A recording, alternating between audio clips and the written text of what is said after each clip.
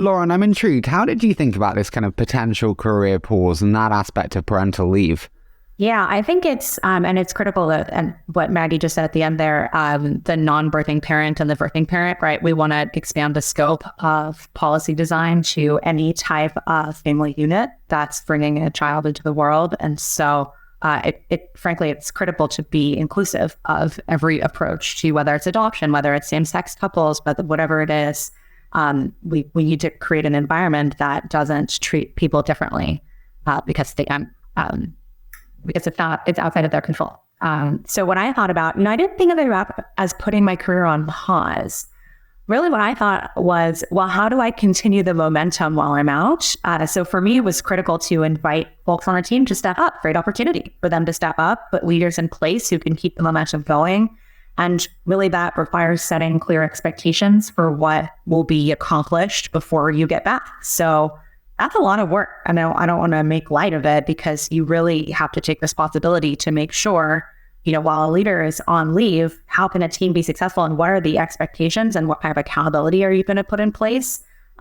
Because the business continues whether you're there or not. So it's your choice whether you want to put a blueprint in place to ensure your team has what they need while you're investing your energy into keeping a tiny human alive.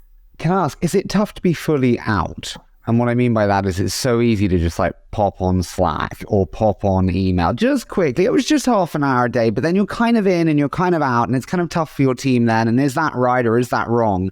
How do you think about that? Fully in, fully out, checking in, not checking in?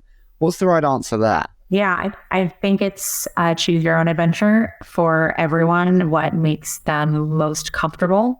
So I'd say for me, I really tried to honor the fact that it was a once in a lifetime experience or multiple times depending on your family structure, but to experience that time with my newborn and really just expand the scope of what life means. And every time I thought about it with that level of gravity, it was really easy for me to say this slot can wait, or empower someone else on the team to make a decision. Ideally, what I've done is create a team that can function in my absence. And so, yes, of course, always tempted to engage, and folks reach out sometimes, and that's really, really hard to create that boundary. But for me, it was setting out times where I was like, okay, I'm going to devote this hour to thinking about what's going on in the business, and then after that, I'm going to sign off. No guilt. I signed myself a schedule. I'm following the schedule, and I'm going to refocus on